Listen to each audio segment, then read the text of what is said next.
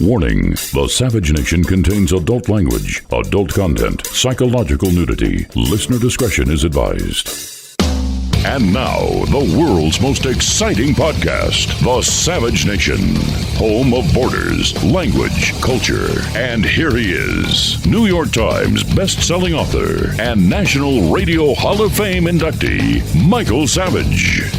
Today's podcast is going to be entitled Mob Rule, but that's not the whole thing.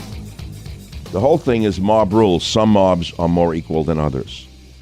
There is a law in thermodynamics, a basic law of thermodynamics, that for every action, there is an equal and opposite reaction. What I'm about to do in today's podcast is explain from the point of view of political science that what happened in Washington, D.C., as repugnant as it is, as it was, did not happen in a vacuum.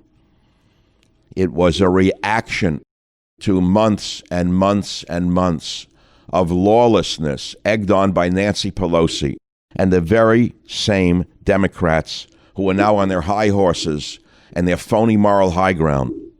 The very same thugs on the Democrat side who waged war against the truth and war against the American people, the 70 million of us who voted for Donald Trump. Those in Washington, D.C. committed crimes, and they should be punished to the full extent of the law. But not everyone there was a criminal. Not everyone who assembled peacefully was a criminal. Not everyone who marched in front of the Capitol building was a criminal. Those who were criminals should be judged in a court of law. But where were the Democrats for months on end, as Black Lives Matter thugs and Antifa fascists were breaking the law? Where were they? They were egging them on. This is mostly a protest. It is not, generally speaking, unruly.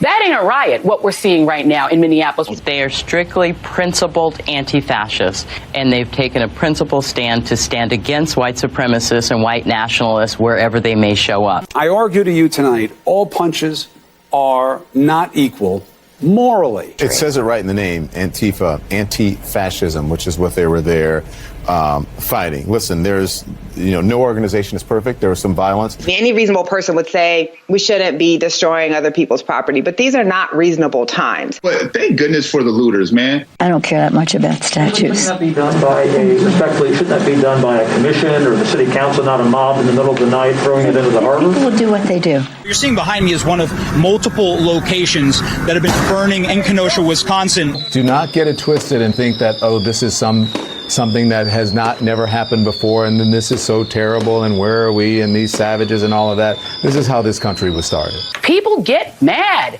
and people get sick of it. People are risking COVID to explain to this country that we're fed up. Most of the major movements in American history have started at the grassroots level and at some point have turned into direct conflict with American government. So remember your history before you judge your present. That's where they were. So pay very close attention today. We're talking about mob rule without justifying or apologizing for what occurred in Washington. But in order to prevent this from happening in the future, we better pay very close attention to what caused this in Washington, D.C. As I said to you, what happened was terrible. And apparently to the liberal media, some mobs are more equal than others. I want to remind you that just months ago, Democrats blocked a resolution condemning mob violence. You don't know anything about that. After months and months of ignoring the thugs in Black Lives Matter, the fascists in Antifa who were rioting, beating people up, committing insurrection, taking over whole parts of cities. Have you forgotten Seattle and Portland? Have you forgotten what they did in New York City? The very same Pelosi wouldn't act. The very same Schumer, who is now on his phony high horse, argued that those who use political violence should face the harshest penalties available. He said those who perform these reprehensible acts, meaning Washington, D.C., cannot be called protesters. No, these were rioters and insurrectionists, he said. Goons and thugs, domestic terrorists. They must and should be prosecuted to the full extent of the law, unquote. It was cross-party condemnation of this violence. But where was this Congress on the issue of mob violence being conducted by Antifa and Black Lives Matter? Nowhere to be found. The very same Democrats who are now on their high horses killed a resolution just this last July that was written to curb mob violence. The bill, which was spearheaded by Senator Mike Lee of Utah, a Republican, came about after an unarmed Utah man was murdered by a mob of left-wing activists. At least 30 people, ranging in age from 14 to 77, were killed in largely left-wing riots in the summer of 2020. But you wouldn't know that watching the vermin in the left-wing media. Mike Lee's resolution offered a statement of support for peaceful protest while condemning violence and the desecration of monuments. But the bill was killed by left-wing senators, led by Senator Bob Menendez, Democrat, New Jersey. Another bill led by Republican Rep. Ken Buck this November, the Blocking Rioters and Insurrectionists from Our Cities to Keep Us Safe, BRICS Act, would have enabled a range of greater legal penalties for such crimes as were being committed over and over and over again by Black Lives Matter thugs and Antifa fascists.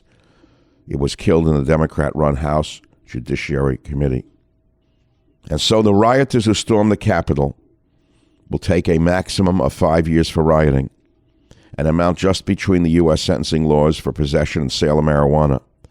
Had the Republican bill been passed, rioters could have been sentenced for up to 10 years. Those whose acts lead to the serious bodily injury of others would have faced even harsher sentences. So, my friends, that's the rest of the story. And today we're going to look at it again.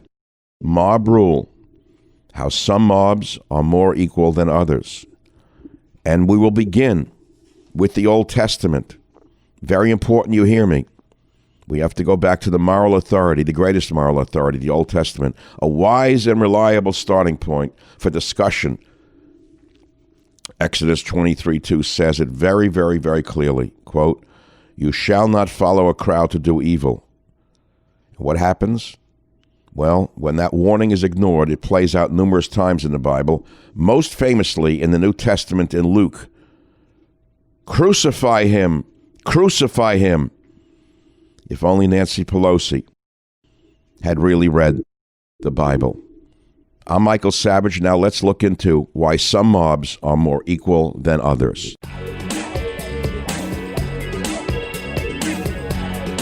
Michael Savage, a host like no other. You know, I just learned about a home title theft operation that should scare you to your core. I'm not talking about you have to own $1 million house or more. Let's say you own a modest-priced house. Do you know this could happen to you, which could ruin you financially? Here is how the thieves are doing it. You may not know this, but the legal titles to our homes are now kept online, not in a safe anymore. Remember when your parents had a house? The title was on a piece of paper or locked in a safe? Well, now the titles to homes are online, where they can be hacked. A cyber thief finds your home's title, forges your signature on a quit-claim deed stating that you sold your home to him, and then the thief takes out loans against your home until your equity is drained, gone, finished. You won't know until the collection calls pour in. You are not protected by insurance, your bank, or common identity theft programs. They do not protect your home. Only Home Title Lock protects you this way. And in the unlikely event you become a victim of title theft, while you're a member of this, Home Title Lock will spend up to $250,000, up to $250,000 in legal fees to help restore your home's title. It's the greatest deal around. You got to go to HometitleLock.com. You put in your address to see if you're already a victim. That costs nothing. And then use code RADIO for 30 free days of protection. That's code RADIO at HometitleLock.com. And by the way, while you're looking into this, there's a story about a group of thieves up in the Seattle area who are claiming that they're a sovereign nation of some kind, and they're claiming homes that are not abandoned, but they're empty, being sold. You got to look into this. Please protect yourself. Go to HometitleLock.com. Use code RADIO for 30 days of protection. That's HometitleLock.com. Code RADIO at HometitleLock.com. Thank you.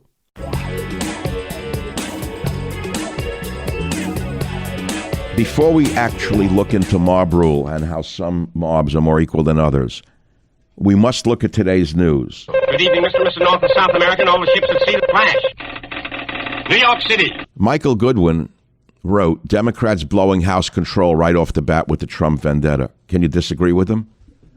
The Dems are in charge right now, but they don't even understand that by attacking Donald Trump and impeaching him again, all they're going to do is antagonize 70 million people again.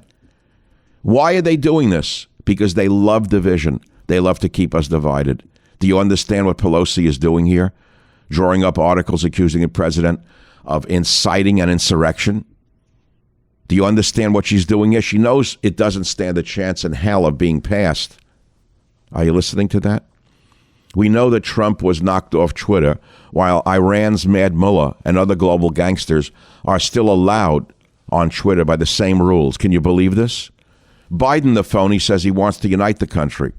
But meanwhile, the vindictive left is determined to divide the country even further by making Trump a martyr and dividing America further into red and blue strongholds. Flash. Washington, D.C. And what is Trump going to do this week? He's going to run the clock out in his 4 years in office by highlighting what he believes are his biggest accomplishments. And there were many. There were many. But Biden won't back off on impeachment. Then there's Peggy Noonan. I know you don't even know who she is. She's an old political hack who used to write speeches for Reagan, a Republican operative. She says Trump deserves exceptional dishonor of a second impeachment. This is a disaster to believe that that's the Republican position, but it is. That's what the RNC is. And so what else is in the news? Forbes. You know what Forbes is? Forbes Media says it's targeting Trump's staffers and their future employers. This is right out of South Africa.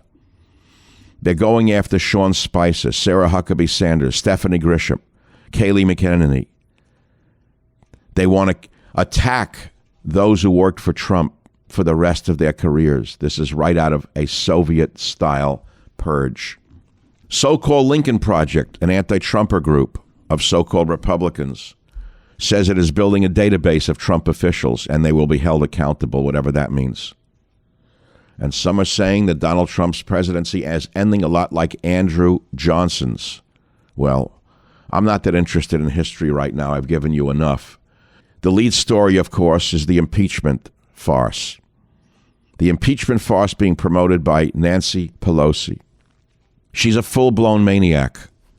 She's claiming that he incited the insurrection. Well, Right. What else is in the news? Well, I knew this was coming. You see the headline? Talk radio owner orders conservative hosts to temper election fraud rhetoric, threatening them with termination. Wow. And who was that? Oh, it's Cumulus Media. Really? The very same media that I just left after a year of being tormented by them.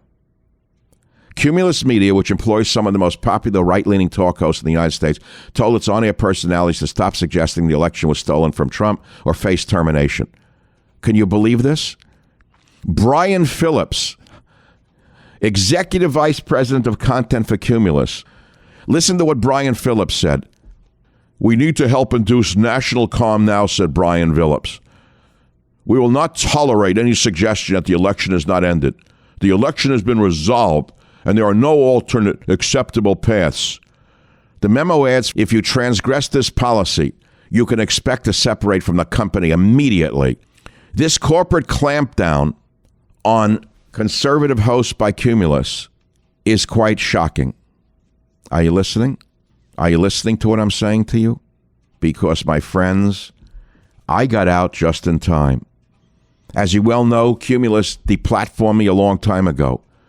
They took me off WMAL. They took me off WABC. They took me off WLS. They took me off many, many talk stations over the years. And I had to live with it.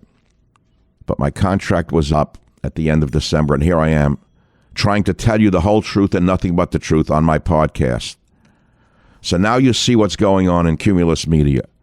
Now you understand what was behind the scenes of my leaving. And this is only the beginning. I want to tell you right now that what you're seeing is only the beginning. because the enemies of the truth will eventually try to silence all of us. The Savage Nation. It's Savage on Demand.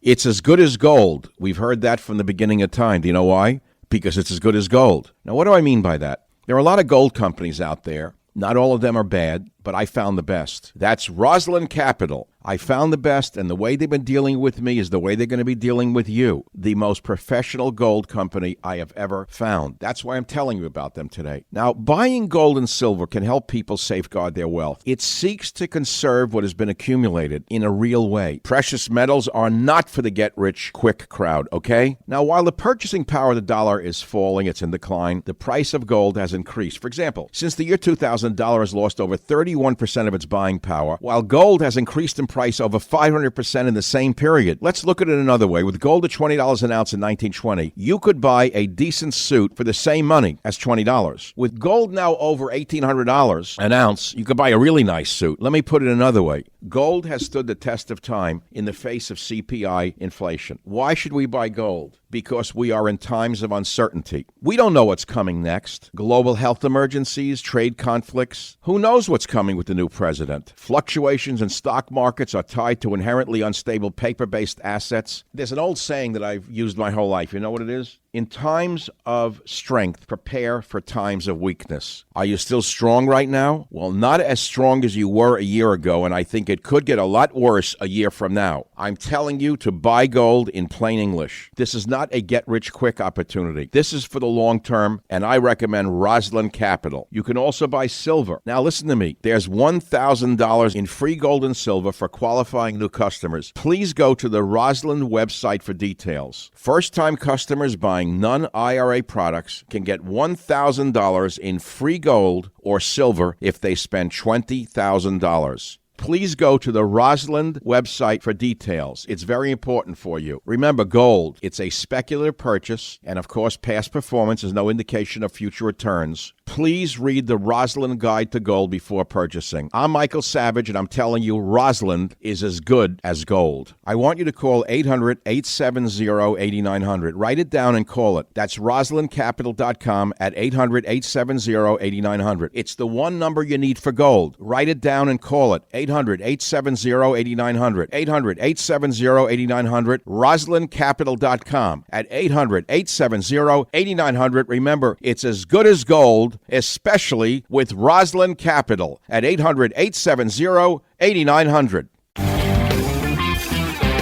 What we all saw in Washington, D.C. was clearly mob rule. And all of us listening to the show see what mob rule can do when we look back upon what the Black Lives Matter thugs and the Antifa thugs have been doing with impunity for a very long period of time in this nation. Knocking over statues, destroying businesses, harassing people. Not one word from Nancy Pelosi and the others screaming about mob rule today. Now, we all must oppose mob rule because, as the Cato Institute has written, mob rule is no path to liberty. Let me go back to the Bible, because if we want to talk about mob rule, we shall go back to the Old Testament, which is a wise and reliable starting point. In Exodus 23:2, it is stated, quote, "You shall not follow a crowd to do evil." When you ignore that warning, you can see what plays out in the Bible. Most famously in the New Testament in Luke, where the crowds yelled, "Crucify him, crucify him." Do you see where mob rule can lead? Going back again to the mob rule we have been living through. When black mobs and Antifa mobs were tearing down statues, what happened? What happened? Nothing happened. The police stood down. Left-wing mayors told the police not to react. What did Abraham Lincoln say? Abraham Lincoln said, "I hope I am over-wary, but if I am not, there is even now something of ill omen amongst us. I mean the increasing disregard for law which pervades the country, the growing dispositions to substitute the wild and furious passions in lieu of the sober judgment of courts, and the worst and savage mobs for the executive ministers of justice. This disposition is awfully fearful in any community, and that it now exists in ours, though grating to our feelings to admit, it would be a violation of truth and an insult to our intelligence to deny. Accounts of outrages committed by mobs form the everyday news of the times. That was Abraham Lincoln. We are closer now to a civil war than we have been since the Civil War. Those words ring true today, don't they? For months, we watched violent Black Lives Matter mobs and Antifa mobs roaming the streets of America, defacing and tearing down statues and monuments with no restraint and no resistance from the police and no legal consequences. The mob threatens not only the statues, as I said then, but the lives and livelihoods of all of us. In fact, the Black Lives Matter mobs and Antifa mobs threatens civilization itself and led to the D.C. riots. The D.C. riots did not appear out of a vacuum. In many ways, this unruly mob was a reaction to these months and months and months of lawlessness, egged on by Nancy Pelosi and others.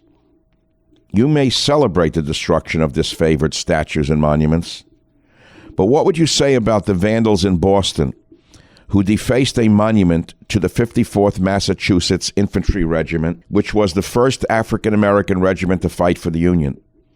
Their bravery and skill were immortalized in the movie Glory. Why was that statue torn down by the mobs? Because mobs have no brains. Mobs just want to destroy. And what do you say about the outlaws in Philadelphia who defaced the statue of Matthias Baldwin, a devout, passionate abolitionist? Mobs did not discriminate between legitimate and illegitimate targets of the destruction of statues. That's because they are mobs, and they should have been stopped then, but they weren't stopped. Lincoln warned us that the lawless in spirit will become lawless in practice because of mob violence, who see no consequences for crimes. Because the Democrats and Pelosi made sure there were no consequences for the Antifa and BLM riots. We saw what happened in Washington, D.C. What is next?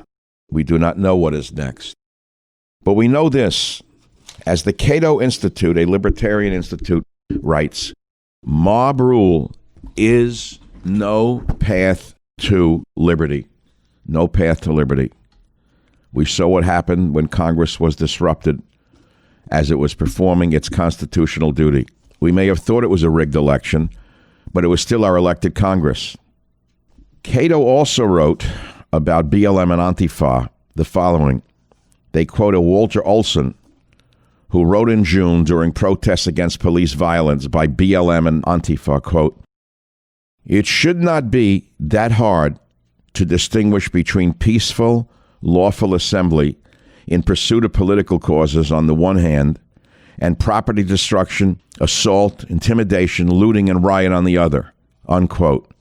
It was true about BLM, it was true about Antifa, and it was true about the mobs in Washington, D.C.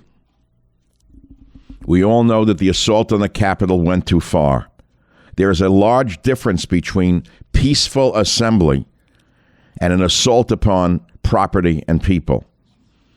The assault on the Capitol was a violation of all the principles that we support.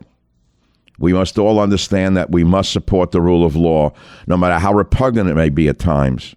We must support the Constitution. We must be clear in all of these feelings. What did the ultra-left-wing New Yorker write about mob rule in the Capitol? Well, they blamed Donald Trump, of course, because they're biased. But in reading their article on mob rule in the Capitol, because, see, I read all sides, the ultra-leftist New Yorker wrote an article, or had an article written and published by Evan Osnos. And in that article, I learned that the crowds or mobs that assaulted the Capitol was comprised of a large and different group of people. Oath Keeper-style militias, QAnon, and even Falun Gong. I did not know that Falun Gong members, the Chinese spiritual movement banned in Beijing, were enmeshed in those crowds. Did you know that as rioters rampaged through the U.S. Capitol, there was a caravan of cars outside displaying signs that announced, quote, say no to CCP, Chinese Communist Party, and stop forced organ harvesting in China? Do you understand people fear that that could happen here? I did not know that. And so this group, which became a mob, or these groups which became a mob, which took over the Capitol, was composed of groups I didn't even know were there. What did the ultra-left-wing Atlantic have to say? They said America is living James Madison's nightmare and democracy is dying. They said the founders designed a government that would resist mob rule, but they didn't anticipate how strong the mob could become. So there are many opinions on what happened. Many different groups were involved in what happened. And we, the people, now have to pick up the pieces after this very, very serious intrusion upon our lives. The Savage Nation. It's savage, uncut, unfiltered, and raw. You know, I'm a car lover. I've talked about my cars for years. No one knows cars as well as I do. So why am I telling you this? Because with the increasing numbers of makes out there, Fiat, Kia, all these makes, Pacifica, XT5, it's almost impossible to stock all the parts you need in a regular chain storefront auto parts store. Why would you want to endure pointless or seemingly intimidating questioning, either on the phone or at the counter with the nasty guy behind the counter, and wait while the counter man orders the parts on his computer? So you got to understand, chain stores have different price tiers for professional mechanics and do-it-yourselfers. But RockAuto.com's prices are the same for everybody, and they're reliably low. RockAuto.com always offers the lowest prices possible rather than changing prices based on what the market will bear like airlines do. This is for everybody. Rock Auto does not require membership or account login. It's a family business. It serves auto parts customers online, and they've been doing it for 20 years. And RockAuto.com will help you get auto and body parts, by the way, from hundreds of manufacturers. Body parts, too. They have everything from engine, control modules, brake parts, tail lamps, motor oil, even new carpets. Whether it's for your classic car or daily driver, get everything you need in a few easy clicks delivered directly to your door. You ought to get the RockAuto.com catalog. It's unique, remarkably easy to navigate, quickly see all the parts available for your vehicle, and choose the brands, specifications, and prices that you prefer. Again, the prices are reliably low at RockAuto.com, and they're the same whether you're a do-yourselfer or a professional. Please go to RockAuto.com right now and see all the parts available for your car or cars or truck. Write Savage Nation in their How Did You Hear About Us box, so they know that we sent you. That's very important to us. You go to rockauto.com, you write in Savage Nation in their How Do You Hear About Us box, so they know that we sent you. This is the best site in the world for auto parts, body or mechanical. Amazing selection, low prices, all the parts your car will ever need. rockauto.com, sent by Savage Nation. Thank you. You know, to just be grossly generalistic, you could put half of Trump supporters into what I call the basket of deplorables. Right? The racist, sexist, homophobic, xenophobic, Islamophobic, you name it. What we saw happen in Washington, some are calling it insurrection, did not happen in a vacuum. This is a result of the provocation of 4 straight years of spitting on people who saw what was being done to Donald Trump and to those who support Donald Trump. But it began before he took office. It began with Hillary Clinton calling us, the American people who believe in the rule of law, borders, language, and culture, us, the ordinary American, deplorable in every name under the sun. For 4 straight years, there was hatred in the air. In an age of hate started with Hillary Clinton. The mental pollution she put out against the Patriot movement. The mental pollution and hatred that was put out as Black Lives Matter. Antifa went on a rampage of burning and looting and beating. This went on for a long time. And this hatred spread like a virus. There was no outcry from Anderson Cooper, Wolf Blitzer, Jake Tapper, and all of the other fools who hold themselves up as, I don't know, role models for America. They're the worst in America. The media did this to us. The hatred of patriots, of conservatives, of right-minded Americans, of Donald Trump and his voters produced a mob rule that we saw culminating in an insurrection in Washington, D.C. What happened was wrong, but it did not happen in a vacuum. It was an example of what mob rule could do when it leads to mass hysteria. And this was just the beginning. I do not think it is the end, because the reaction to it, the reaction to what happened in Washington, D.C., has yet to be seen. The left does not just hate President Trump. The left hates this nation. The left hates this nation. And we have seen what mob rule has done before. Whether the mob under Louis Farrakhan or the mob that used to be known as Occupy movement. Remember the Occupy movements? No one said a word in the media. But how did this mass movement that Donald Trump started get to the point that the mob got out of control, broke windows, and invaded the Capitol building, causing such widespread destruction? Let's go back to the beginning. Let's go back to earlier cases of mob rule and mass hysteria, as far back as Columbus. And we'll talk about whether the mass movement is run by Mao, Castro, Moses, Abraham, Isaac, Muhammad, Farrakhan, Hitler, Stalin. It doesn't really matter.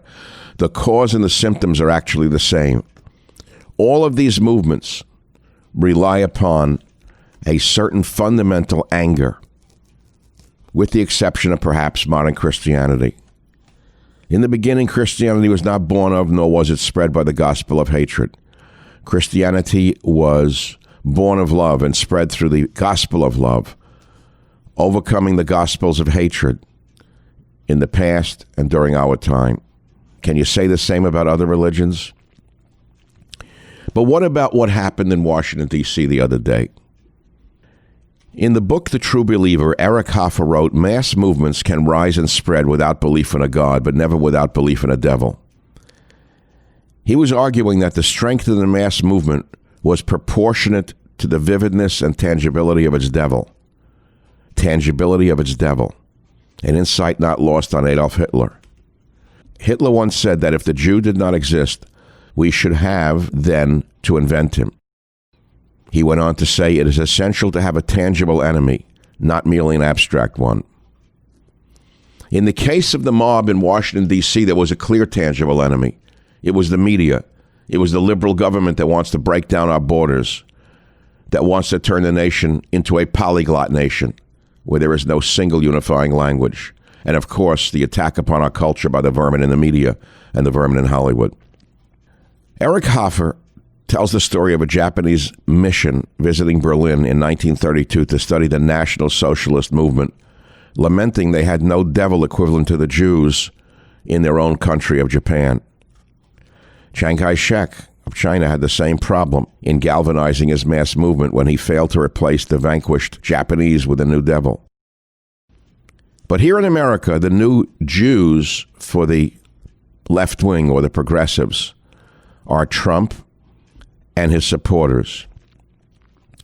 The hatred for Donald Trump and his supporters was at the same fever pitch as was the hatred for Jews in early Nazi Germany. They hate the patriarchy, the family, the church, white people, the police, the military, capitalism, conservatives, the Bible itself. They're all hate pinatas for the hysterical left wing. They attacked anyone and anything the liberal media told them to hate. As Thomas Jefferson wrote, I really look with commiseration over the great body of my fellow citizens who, reading newspapers, live and die in the belief that they have known something of what has been passing in the world in their time. End quote.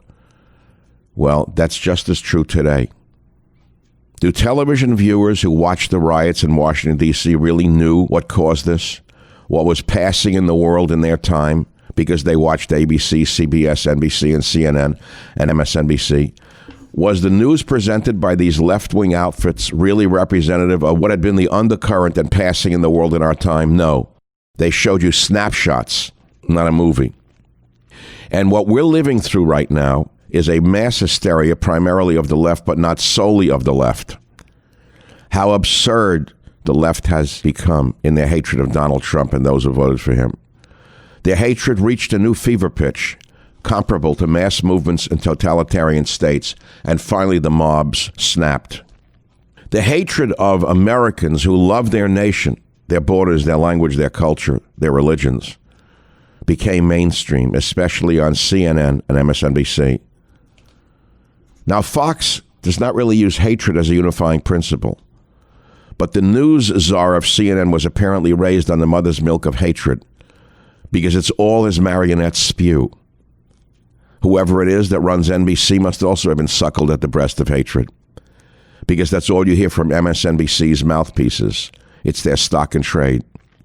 Samuel Johnson, one of my favorite essayists, wrote the following in 1780. Every man has a right to utter what he thinks truth, and every other man has a right to knock him down for it. Martyrdom is the test, unquote. Now, what does he mean by martyrdom? What does he mean by that? What does he mean by martyrdom as the test? He means, are you willing to die for your belief? Let us hope you don't have to. But anyone can shoot off their mouth and provoke a mob. But here in America right now, you know which side you're on by who you hate. If you hate Trump, you also hate white people. It's just stock and trade of the left. Many white people hate white people. With impunity, by the way. They hate themselves. Because they've concluded that all people who voted for Trump are racists, which on its face is absurd. But the unhinged hatred of the left and anger allow them to believe it. And they go on watching and listening to hate and preaching hatred for anything they disapprove of, calling them Ku Klux Klan, white supremacist Nazis. Today, the word racist is used the way communist was used in the early 50s. They used to smear people by saying, are you now, or have you ever been a communist or a communist sympathizer? And now these new left-wingers play a new game, which is, are you now, or have you ever been a racist? That's the one word that fits all they hate. Now, ironically, while there certainly were people wrongly accused of being communists during the so-called Red Scares, the accusations of communism or sympathy with communism during the mid-20th century were mostly true. How do I know that? The Venona Project proved communists had infiltrated Hollywood, newspapers, academia, and even the government. At least two members of Franklin Delano Roosevelt's administration, Alger Hiss and Harry Dexter White, were Soviet spies. You didn't know that. And in America today, while racism certainly exists and some people are rightly called out for it, the accusations of racism against anyone and everyone who criticizes a non-Caucasian person in any way are mostly unfounded. While African Americans and other minorities suffered real iniquities during the first half of the 20th century, virtually all institutional racism by some level of government, that fight was won. Today, the idea that people of color are disadvantaged is just another case of mass hysteria, propagated mostly by people who have no one's best interest at heart but their own. So, if you voted for Trump, fill in the blank, you're a racist. If you believe in the Second Amendment and own guns, you're a racist. If you believe in the traditional family, the traditional institution of marriage, or the church, you're a homophobe. If you are a person who achieves some degree of financial success, you're a capitalist pig who hates poor people. If you support the police, you're a racist who hates blacks. If you support the military, you're a mass murderer. If you go to a NASCAR race, well, you can see where they're coming from, don't you? Some things change, some things never change. By and large, the primary readers of newspapers today are old progressive or self-described liberal whites. And so they appeal to them with their propaganda sheets attacking police, patriotism, the traditional family, the military, and one race in particular. For example, newspapers in San Francisco don't exist anymore.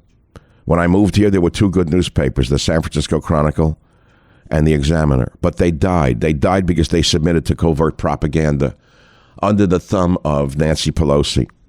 For example, rarely do these newspapers in this left-wing maniac city of mine ever show pictures of criminals unless the criminal is Caucasian. When they showed the Proud Boys, they wouldn't show that the leadership was largely Hispanic. They only showed white people. The physical characteristics of a minority criminal are almost never shown in the San Francisco newspaper. Neither are the names or religious affiliations of terrorists released unless it is impossible to conceal them any longer.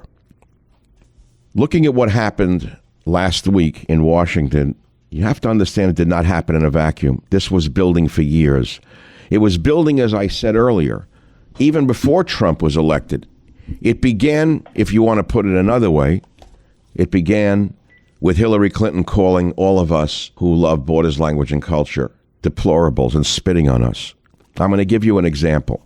You may recall that a few years ago, in fact, on June 4th, 2018, the Supreme Court, in a landmark 7-2 decision, said that the misnamed Colorado Civil Rights Commission had trampled on the rights of a Colorado baker who declined to make a cake for a gay couple. You remember that case?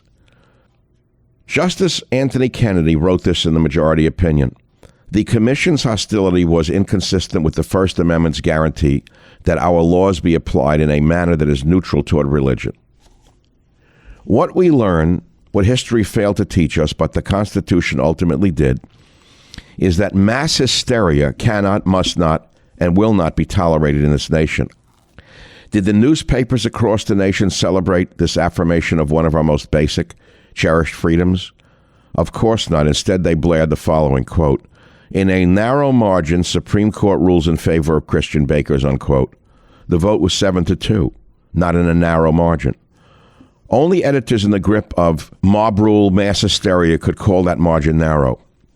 A few months ago, a headline I posted on my website, michaelsavage.com, screamed the following: "Fascist libs in UK arrest anti-immigration protester, impose total press silence. Liberalism will bring about a civil war here if this is tried," unquote. Does it sound familiar? In England, they had arrested the anti-immigration protester and activist Tommy Robinson, head of the English Defence League, without charges. The judge then imposed a total press blackout on the arrest. Does it sound familiar? Because it's coming here. They redacted the charges, saying they will be shown to the public after he is released from prison. A van full of police officers pulled up and told Robinson to stop live streaming, even though he wasn't disturbing the peace in any way. This is an example of the religion of liberalism run amok. The religion of liberalism is now running amok in America. The religion of liberalism. This is what happens when a religious fervor takes over a political movement, something that is happening all over the West among anti-populist, anti-nationalist, and in America's case, anti-Trump mobs. Mob rule has led to mass hysteria, and this mass hysteria must end before it ends us. So how did we get to this point of mob rule? What holds true for the future of our nation? The basis for fomenting and maintaining hysteria have been in place long before there was even in America. Only the goals and slogans have changed. You understand that? In other words, if you see what happened in Washington out of context, you can just call them any name you want. But we have to go back to the past to understand what's happening in the present and see it's all as a prologue to the future. Because I am telling you, I am so concerned about the mass hysteria choking our nation. We saw it in the mobs, but the mobs were provoked by the media and by the left for many years. It was manifested in shouting and bullying against us. It hardened our adversarial stances. Why was there no such outcry when the blacks were rioting in the streets? Do you remember the looting in New York City, Los Angeles, and everywhere else? Robbing clothing in the name of social justice? Brand new luxury cars filled with thugs pulling up in front of department stores, emptying them out after the police have been neutralized by the very same press that is now neutralizing the Patriot movement. What's next? Well, here are three topics you'll instantaneously recognize: guns, Donald Trump, and Russophobia. Gun control. Well, we'll talk about that because it's going to be a big story very soon. Luckily, none of the people in the mobs in the Washington, D.C. riots used guns, thank God. Oh, yes, one gun was used by a security officer who killed an unarmed Air Force veteran, shooting her in the neck. Anyone know his name? Anyone know the name of the thug who killed that poor woman? No, it's been hushed up like Ruby Ridge. Ruby Ridge. I'll talk about guns another time. Now, I could talk about Donald Trump for a while. I don't think I want to do this. But he's not the Antichrist. Every commander-in-chief, like every human being, makes mistakes.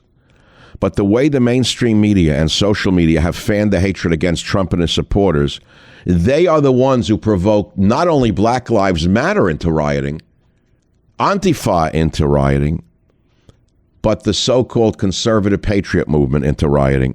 It was the media that did it. It was the mainstream media and social media that fanned the hatred. They made it look as though everyone in that crowd were antichrists, were bigots, misogynists, haters. No, but most of them were ordinary Americans who had enough. No one in the media will interview one person in those crowds of last week that was simply Americans who had enough of our borders being melted down, our language being distorted, our culture being stepped upon, but most importantly, the months and months and months of violence in the streets of America that went unnoticed by the vermin in the media. Not one word. They wouldn't call it rioting. They wouldn't call it looting. They wouldn't call it beating. They called it mostly peaceful protests. Home of borders, language, culture, the Savage Nation.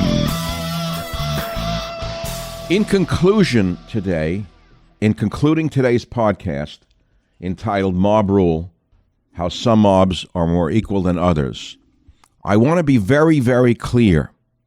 What we saw in Washington, D.C. was unacceptable, and those who broke the law should be punished to the full extent of the law. But 99.9% of the people did not break the law. They were actually acting out their rights of peaceable assembly. Those who went to do violence and did violence broke the law, and they should be punished to the full extent of the law. And these very same laws should be applied to Black Lives Matter, Antifa, or any other groups that cross that line. Now, this just came in minutes ago. The FBI itself, our FBI itself, has just confirmed everything I have told you today. Nancy Pelosi's insanity and her power madness, invoking the 25th Amendment to get rid of Trump, according to the FBI, and I'm quoting now, would cause a huge uprising and armed protest before the inauguration, says the FBI. This is a bulletin obtained by ABC, confirming that the law enforcement agency has received reports of an armed group planning to travel to D.C. on January 16th. So Pelosi and her minions of insane leftists should be forewarned by the FBI itself, who has just warned, quote, if Congress attempts to remove POTUS via the 25th Amendment, a huge uprising will occur, end quote. Ladies and gentlemen, listen to me very carefully. Democrats and even some Republicans have called for Trump to be ousted, including those I have mentioned. The fact of the matter is, we know this is a stunt. It would be unlikely to pass the Senate. All it will do is provoke armed rebellion in the United States and in the nation's capital. Now you know the rest of the story about mob rule. Thank you for listening to the Savage Nation podcast.